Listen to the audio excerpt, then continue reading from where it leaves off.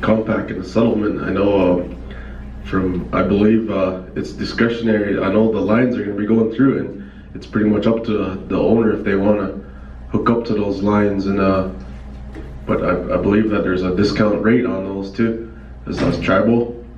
So that's coming kind of, we're leaning, that's a whole can of worms if we start going to the water compact in the settlement. So I just kind of want to stick to the ordinance right now. But like I said, that's I know that everyone's going to give that. Encourage housing too. Yeah. So, but they're going to have the option to these units, right? Mm-hmm. Then, like you said, maybe that once the hydro gets put in here, the hydro project, that's a renewable, and I know that the suggestions were that we want discounted power coming from that. So that's a good idea on that one, and that's going to create 200 jobs during construction and 90 permanent jobs on that hydro. But when is our dam over here going to be up for what is it? When it's no longer going to be taken for the Park Service, and then we as tribal will be able to go in there and work there. Remember ex-enemy, he used to work there. And I think it was like a 50-year lease, wasn't it? Yeah, 2017 next year, that's up for that agreement expires. So we're just kind of, like I said, that's a whole nother can of worms too. Start going down that road, it's yeah. They're all part of your housing though. Everybody's going to need that electricity. Mama's going to like to turn on the electricity. You're going to like your nice big bread from her, your meals from her. So all those intertwine. Yeah. And we all like to drink good water. Yep. You remember a lot of the elders, a lot of these guys that are older ones, remember when their dads or whomever used to say, I remember when we were able to drink the water from the river. Now we can't. Chemical, fertilizers, nitrates, all those are part of it that have made it polluted. I had to buy a cistern in my own pocket, coming out of my own pocket. Tribal housing provided it, leaf for leaf, as far as the labor came and put that in, but I had to pay for that. And I still got to pay for my water that comes from Hardin. But why can't we service this guy over here and say, okay, now I want services free. I own 61% or so of this water that comes through here from that dam. And I'll tell you one thing about that dam about it. My older sister, she said, if I wish I would have known this, I wouldn't even have helped put the last barrel of cement in that dam. Surely. So those kind of things are all a part of your housing. It's going to be a thing we've got to look at. Okay, this family, you can't kick them out. Other tribes do that. But this tribe, I've never heard of it doing that. I hope we never come to that. I hope some way we help that person to help pay for that bill. No matter if it is uncle, kind uncle, relation, some way help together. We all got to hang together on that, help them out. Yep. So that's where I come from. Thank you, Jeff. Good suggestions and point well taken. Next comment, Tommy. Okay, I'd like to ask one of the attorneys there. Maybe tell us something about this Nahasta. I know with these Self-Determination Act, I know with the federal program, any federal program, the chairman and these, like Nahasta, I know they got a different contract. And every other federal program, they got a separate contract with the chairman and federal government. And in there, it says they'll deal with the tribal chairman and the directors only. And where does this leave? Okay, so yes, under Nahasda, the housing authority is the tribally designated housing entity for the Crow tribe. So What that means is that it has been designated by the tribe already to receive the Indian Housing Block Grant on behalf of the Crow Tribe. And it's responsible for drafting an Indian Housing Plan, which is a reservation-wide planning document for what they're going to accomplish in the upcoming year. It sets the goals, timelines, expenditures, things like that. At the end of the year, they have to submit an annual performance report to HUD that specifies what they've accomplished that was from the Indian Housing Plan. Anything that's not on the Indian Housing Plan is generally disallowed. So it has to be, you either have to amend your Indian Housing Plan if you want to do something different that you didn't think about in the beginning when you submitted the plan, or if you don't, and it comes back, or, HUD disallows it, then you end up having to pay HUD back from non-federal sources, which is a headache, of course. With this new, there's nothing saying that the board created under here couldn't serve as the tribally designated housing entity. HUD doesn't specify exactly what a TDHE has to look like, but it will have to be approved by HUD, and you're going to want to, meaning the community and the legislature, people who are drafting the law, are going to want to draft it in such a way that it's realistic to think that whatever entity is created can do an Indian Housing Plan and an annual performance report on time and stick to it, things like that. So it's conceivable, it's possible under the proposed replacement one. The only thing that I think would need to change is there needs to be some type of paragraph in here that all existing rights that the Housing Authority has with HUD remain intact, and then partnerships and subsidiaries, because the Housing Authority has been operating under the existing ordinance since 1964. So there are a lot of projects that it's involved in currently that would be, I think, threatened if it were to completely replace it. I mean, you're talking, you have to get a new employee tax identification number, things like that. But that could be easily addressed by putting in there, this entity is going to operate differently, but it is the same entity for the most part, so that all their partnerships, the tax identification number, everything else remains the same. I can't, as a tribal member, I know something like this needs to be updated. But it's stated in there that there'll be no co-management. Because I know these federal programs are pretty important right now. If we lose a program, the state comes over and takes over directly, and the Crow Tribe can't do anything at all. I understand that, because an advisor for President Obama told us that in a meeting. So he told us, the best way for all the tribes to go is hire qualified people. That's what he told us.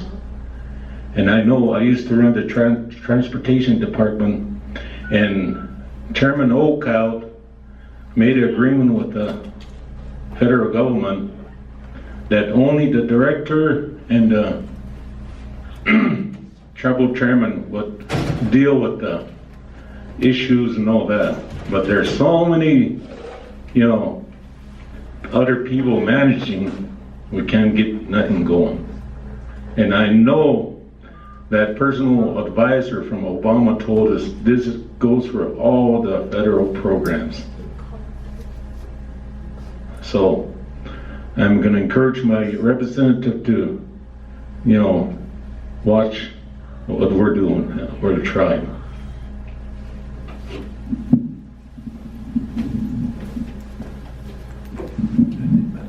You good, Dennis? Toda, any more questions on that? I have a question. Roberta? So, this Board of Commissioners, if you have that, then is there still gonna be a Crow Tribal Housing Board too? So it'll be just the Board of Commissioners? Yep. Currently, in the language that's proposed, it's, what we suggested is, just that one board of commissioners, and then that selection process would, like we said, would be consistent with all the other ones. for instance, the chairman sends a name over, and then we, like I said, we go through the confirmation process and everything, and it's run through their district too. So then there'd be staggered terms on those. So there will be 6 people? Yep, 6, I believe, 6 on the board, and then one. It's currently, that's what his proposed language, isn't it, Dennis? Yeah, from each district. You know, on that one too, why don't we, that's a big one just right here, and why don't we get together and put some names to you guys and go from there?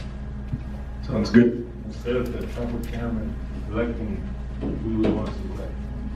See, that would be within our authority, so that would be a good idea. And then I believe currently our board member is Eugene, so he serves on the Bighorn District Representative.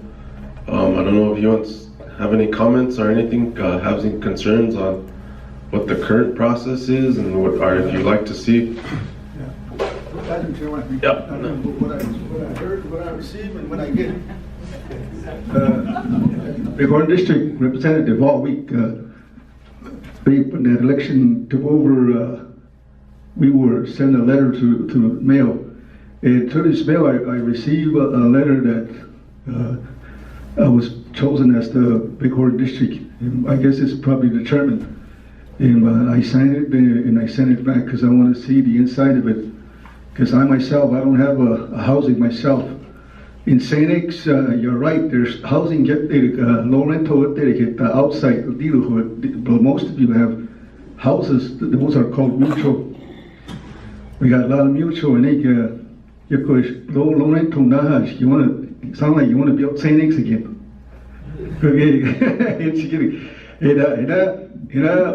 What I know as a board, board, we don't choose anyone, we don't pick anyone for houses here.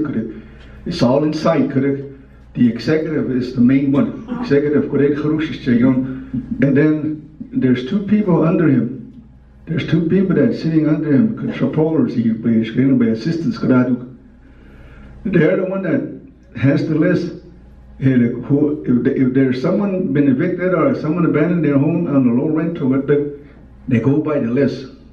That's supposed to be what they're supposed to do. They go by the list, yeah.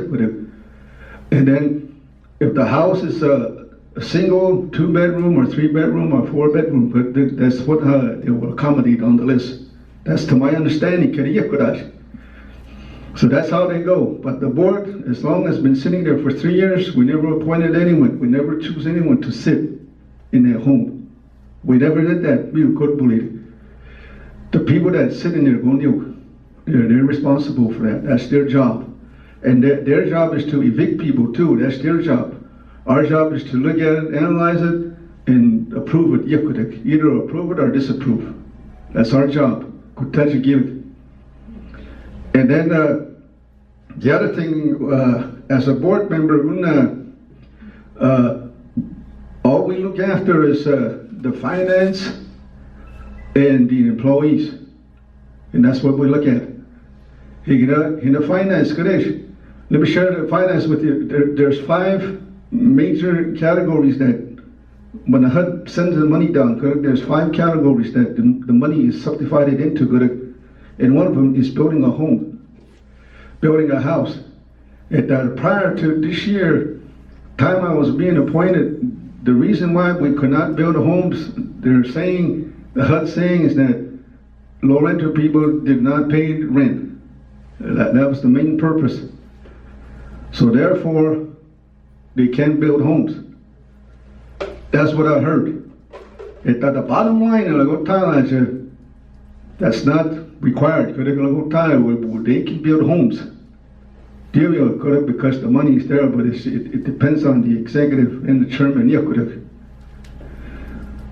So, and then to make something satisfying, housing, I guess a lot of money gets money from HUD, and he gets a small portion from the tribe, Like I had bullish.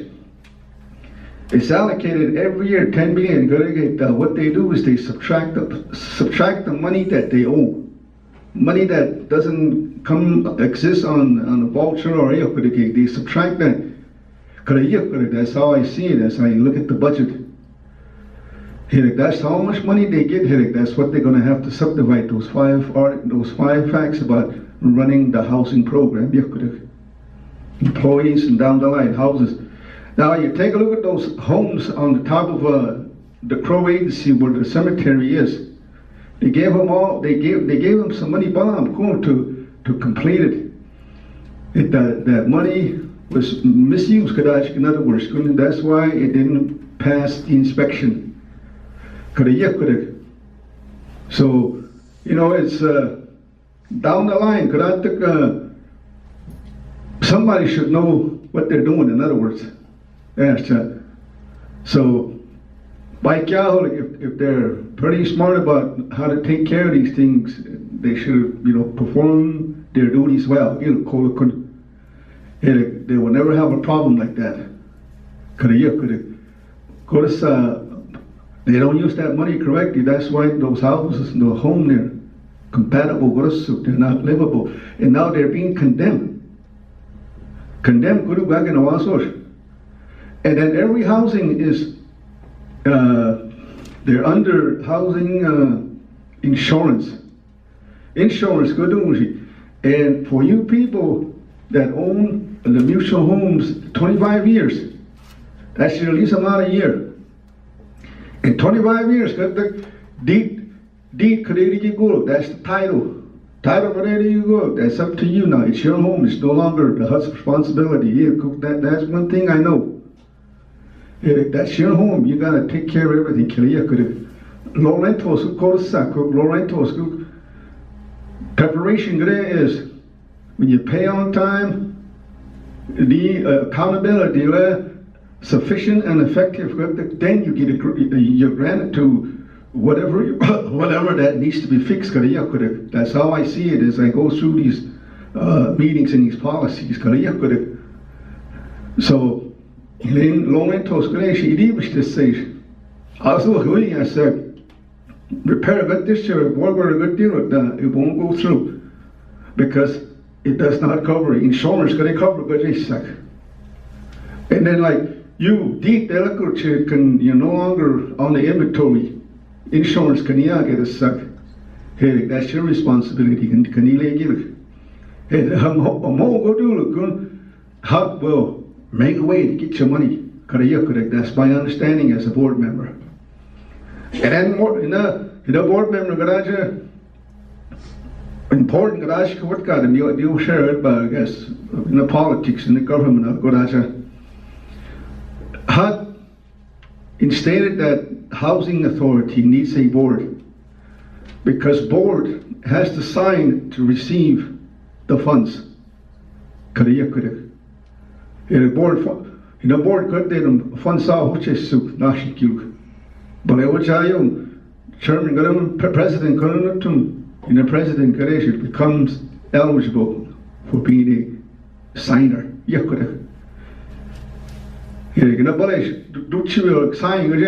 Executive Chairman so entity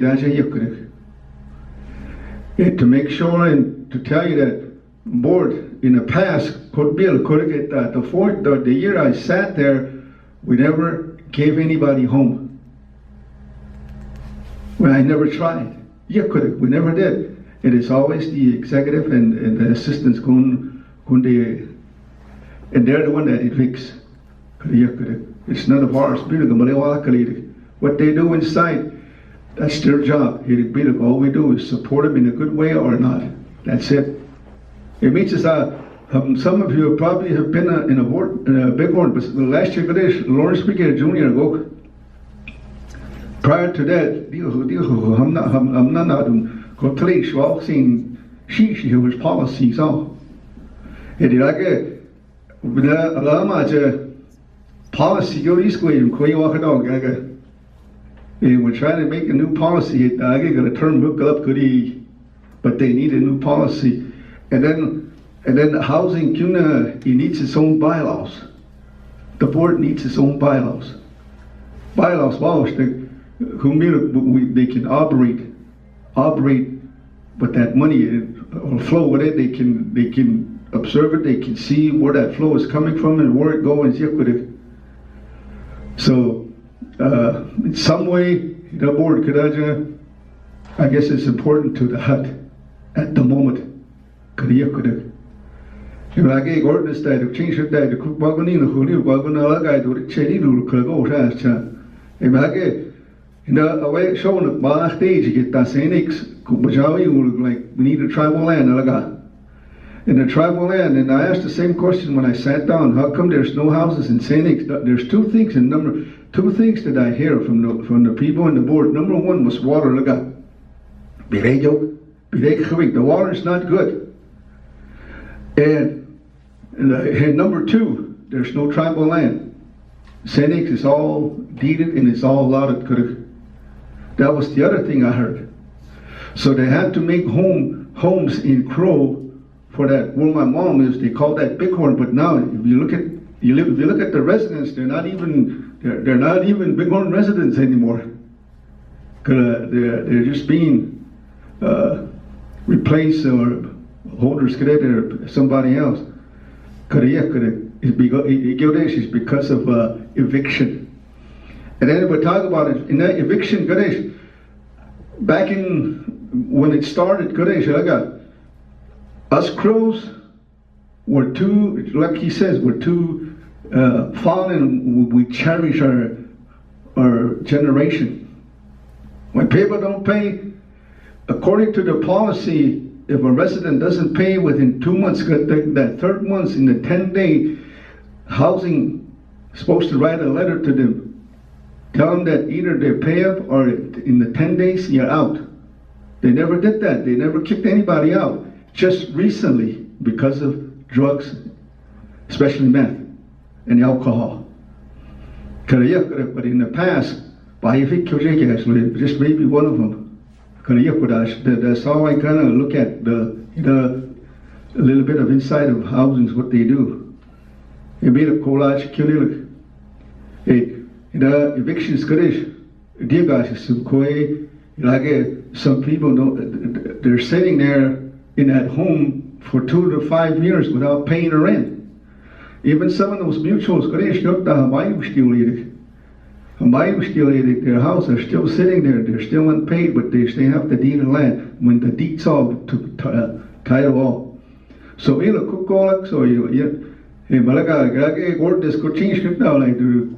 to really think about it.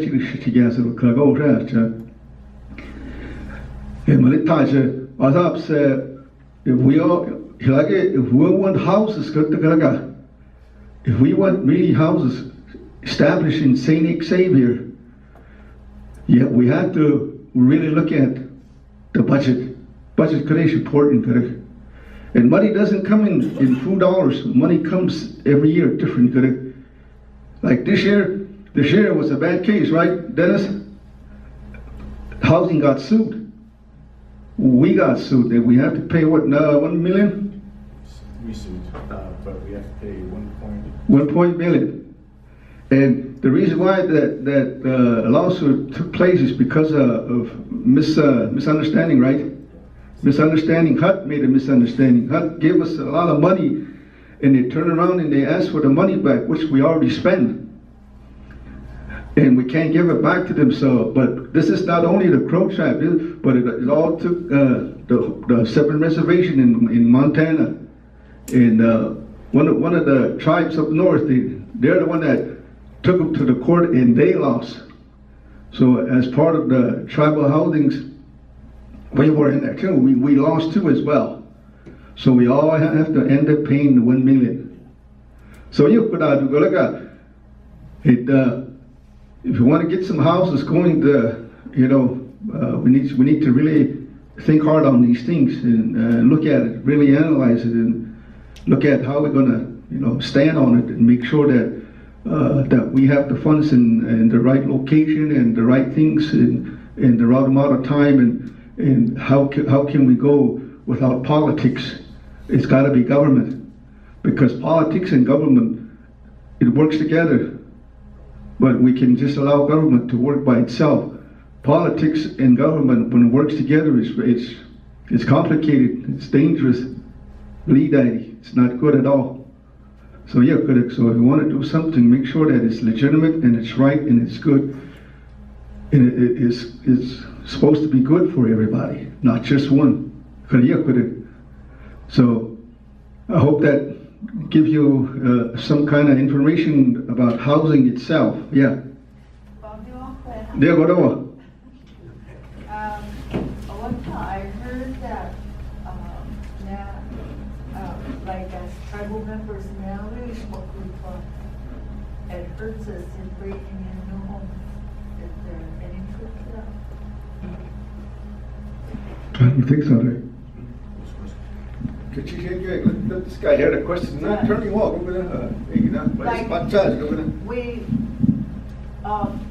The money that's allocated to the Crow tribe is affected by the per capita income that we receive as tribal members? No, no. Per capita, like you got what's more in Kogonhook? Yeah. Your tribal leases. Does that affect the Indian housing block grant? Yeah. No, affect your side. I don't think so. No, affect your side.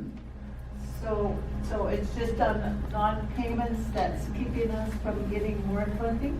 No, you get a side. No, payments got nothing to do with that Can fund. you explain that?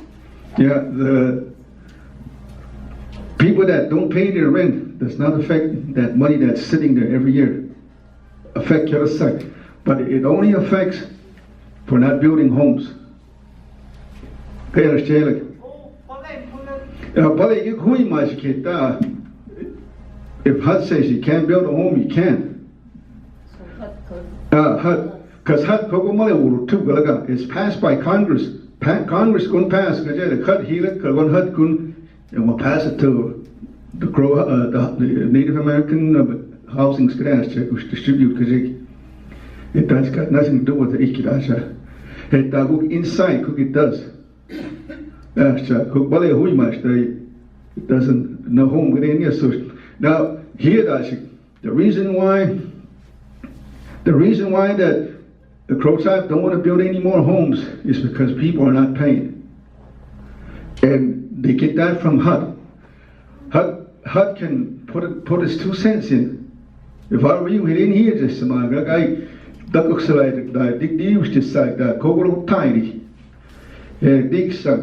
If you respond to their reference,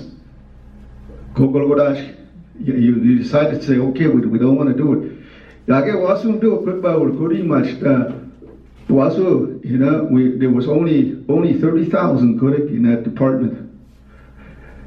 That's maybe in one house, not even a house. Yeah. 10 million, could they pull out, because they'll take away the money that we own. 10 million? Who owes that money? The tribe or the housing or the people that don't pay? The money is how they misuse inside. The money is like if they use it for something else, things that do not replicate how that money should be used. Auditors come with twice a year. Auditor legislature finance and if they find something that is not there, they write it down.